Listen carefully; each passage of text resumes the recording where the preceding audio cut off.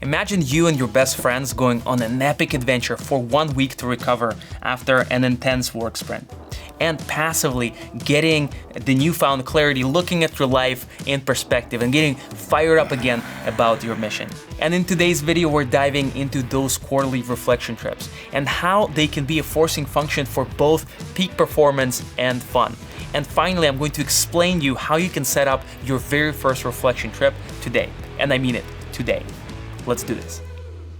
Today we're going to create one of those epic reflection trips with my buddy Ed. We're going to the coast of Italy for the next 6 days. Hello. But first, car or motorcycle? You guessed it.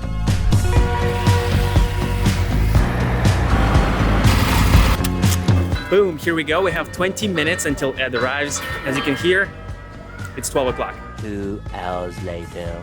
All right, I think this is round 2. I came here after an hour and a half. He missed 2 trains. So let's see where this guy's at. What up?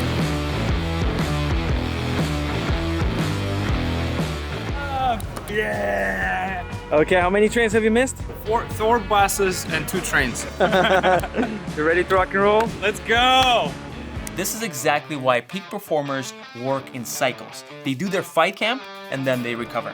For example, there are 3 months-long seasons in sports and quarters in business. And you can do this. This is the best part. You can do this for life, living in those cycles where you're fully engaged with both your mission and your life without having to push it off into some moment in the future that never comes. Hello, my name is Renat, and welcome to the Lifestyle Engineering YouTube channel, where we talk about how to set up your environment so it works for you and helps you achieve your wildest dreams.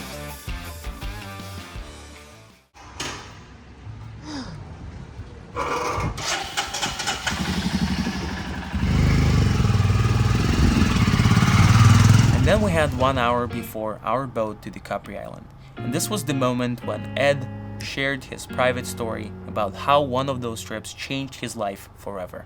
Hey there, my name is Ed Gumberg. I'm a 27-year-old digital nomad running 2 companies, adventure at heart. I knew I really needed to go because I haven't seen my friends for almost 1.5 to 2 years, but also my fiance or bride back in the day did not encourage, approve, or didn't mature enough to let me roam the world around and hang out on my own. So I was really nervous to go. Like, I was that close for not going. I committed. And the day after my proposal, I told my fiance I'm gonna go and meet my friends, disconnect from the world, think about what's important to me, talk business with my friends. And yeah, that did not go well with her, but it was very influential to me. I guess I just decided to trust some of my friends, and they said, you gotta go, that's non-negotiable. And at that point it was like, do I lose my friends? Following that Portugal trip, I got on the train of doing the hard things, fighting for the boundaries, and that led to a tough breakup with my fiance, who's gonna become my wife. And I discovered that she's been betraying me for over half a year, systematically. I would have been married to the wrong girl, 100%.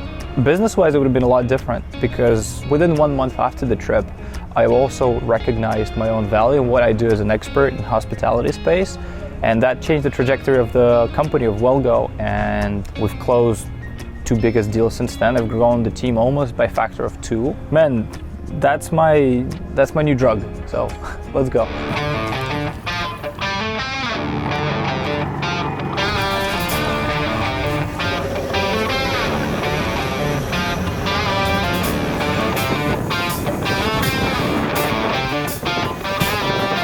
I'm a huge fan of minimalism, and to organize a banger trip, you only need to know 3 things. It is your intention for the trip, to create a little bit of space, and to assemble a killer crew. And the first thing you want to remember is your intention. Why do you want to go on the trip, and what do you want to get the most out of it? The point of the reflection trip is to get outside of your normal environment so that you can look at it from the third-person perspective. I'm open, and everything else I want to zoom out up to a point of like, I'm not even gonna respond to it. Work, questions, not even gonna fucking open email, out of social media. Just want to step up on my Royal Enfield, feel that engine, feel that breeze, and just fucking listen to my body, you know? Yeah, I would love to do motorcycling. I'd love to experience mountains, fresh air, beautiful beaches, beautiful Italian ladies. Good music would be good. Something fresh, something new. What are some questions that you believe were on top of your mind as you were executing really hard during this quarter? It might be, is this job right for me? Or do I want to move on and pursue, a creative idea? Whatever it is, this is your intention. This is something that you want to think about. Write it down. And number 2 is to create a little bit of space. When people travel, they usually have their entire agenda packed with things to do. There's jet skis we can do. There's the museum we can go to. And this is exactly not the point of doing a reflection trip. Here we are. It's the first stop. We have no fucking idea what it's even called because we don't have a plan. The idea of the reflection trip is to create empty space where your mind can be thinking in the background about things. When I came on a motorcycle trip with Ed to Italy, the only 2 things I had booked were the flight out and the motorcycle, because those 2 things would be really hard to do, and at the end, we didn't even have the hotel. And finally, the third thing, and probably the most important, is to assemble your crew. Those should be the people that you feel really, really comfortable around, and you can be just yourself.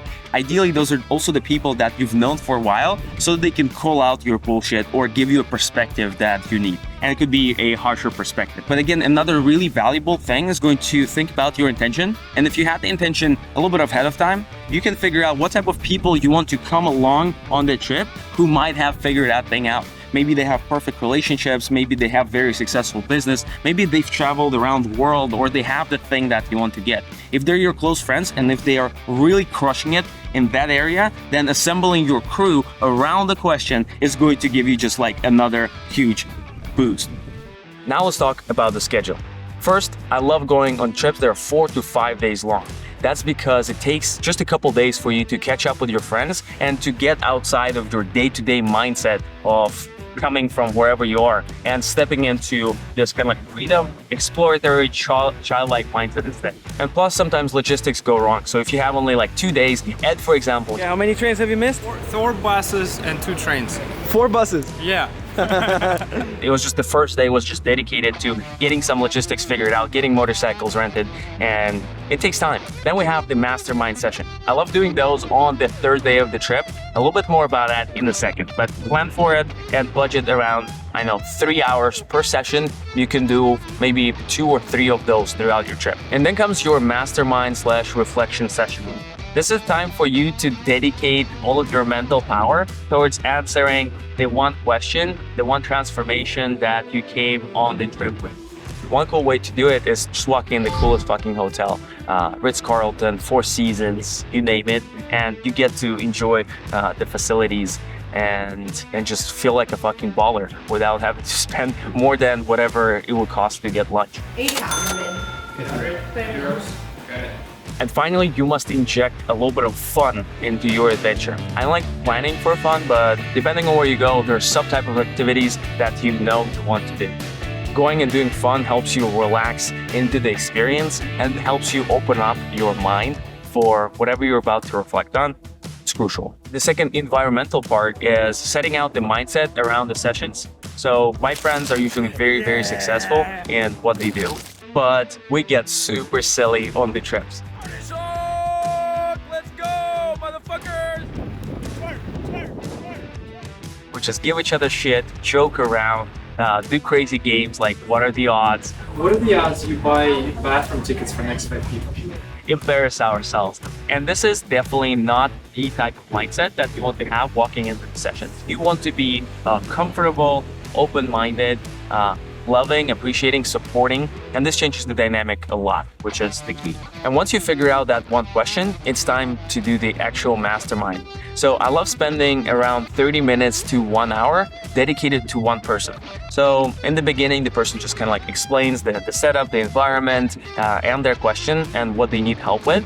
And based on the understanding of the other people, he can ask for specific insights, or they can just free flow and give him feedback. Frankly, it's very free flow. You just share the question that you have, you share the context and the environment, like what are the important things to consider, and try to make the problem as specific as possible. Try to share some options that you have. It's like, oh, I can do either this or that, or how should I think about the problem?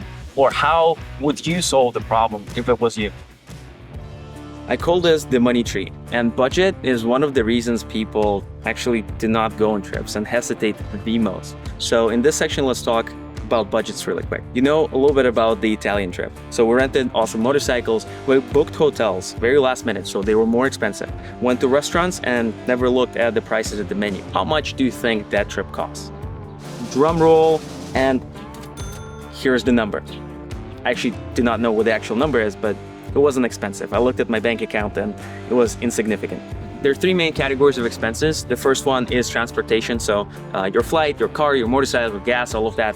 Then there is accommodation. This is your hotel. And finally, there is food, which can rack up. Everything is on the range, so you can be on the more expensive side or on the cheaper side. Honestly, it's all up to you, but in pretty much any country, you can do really, really well on a smaller budget. But if you want to ball and invest a little bit more money, sky is the limit. There are a lot of cool things you can do with money in this world. At the end of the day, you're going to be looking at this trip and thinking if you want to go.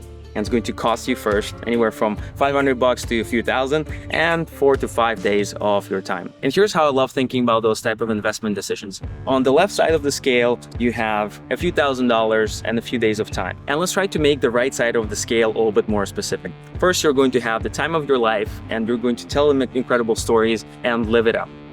Obviously, this is the thing you're getting. But the thing that you're getting a chance of potentially winning is getting to your dream a month, a year, or a decade faster. How much would that be worth to you? Getting faster in business, breaking up a relationship earlier that might have taken you a few more years of your life. I would have been married to the wrong girl, 100%. Committing to become a healthier person, those are the things that are going to change your life. So when you evaluate the two, I think the choice is obvious. And the worst case scenario is you're going to have a blast and you'll reconnect with your friends and just do some fun activities. And now, my friend, it is your turn. So open up that Google Calendar, find a date and commit to it. And let me know. I want to know where you are going and what you're committing to in the comments below. Because at the end of the day, it might change your life forever, like it did change Ed's. In the next video, we're diving into living your bucket list as a lifestyle. Make sure to subscribe to the channel not to miss that video, and until next time, cheers.